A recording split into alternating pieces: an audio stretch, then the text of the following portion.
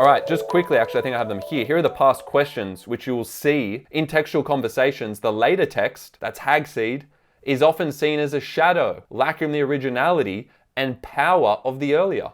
To what extent is this statement true of the two prescribed texts? Nothing's original, but everything's original, right? Say postmodernism is about accepting that originality doesn't rely on a purely original idea. Innovative is a key word there, that if you mention that, that's very good. In the thesis, in the introduction to this kind of question, that's a kind of word I'd want to see. That actually, but the innovation occurs through what? Through the intertextuality. Yep, so through her engagement with a previous text. Paradoxically, that is the thing that creates the originality, but it's not just that. It's not just her engagement with it. What else does she do with the text? It's what she does with it. So reimagines the narrative is good because that's showing there is an originality. So intertextually, she actually finds originality because she reimagines the narrative. That's an answer. Something I want you all to just note down is when you have any question like this, which is a broader question, you can see it doesn't actually focus on any particular theme, does it? And these are more popular. These have been the last 2 years. You actually might get a theme-specific question or a text-specific question this year. Okay, it's more likely because the last 2 years have been these very broad statements. But the key thing you want to note down here about the originality point is the experimental form. The experimental form of Hag-Seed. Originality, and this is a point I didn't emphasize as much as I should have earlier, right? Originality in this postmodern context doesn't come from an originality of an idea.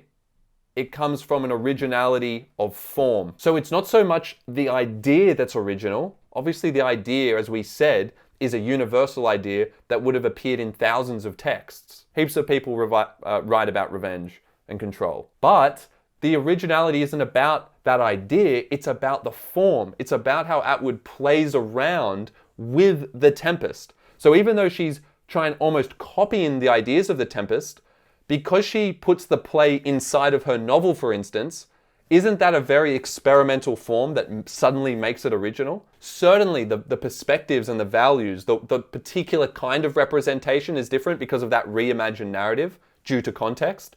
But does everyone understand it's about the reframed, this is how you use the rubric term here, it's by reframing the dramatic form of the play through an experimental approach to the novel. So do you see how changing the narrative voice, presenting it through the novel form, intertextuality, metatextuality is about how the play is inside the novel, right? And also in Hag-Seed, Felix is aware of his similarity to Prospero. So Hag-Seed, in the way it's written, knows that it's an adaptation, and it becomes clear by the way they speak. So I think when you get a very strong statement, and just note this as a general method for interpreting a question, whenever you get a very strong statement like that, you typically need to disagree with it, okay? Because see how extreme it is? Any extreme perspective in the question should be disagreed with almost always, right? That's just a general rule.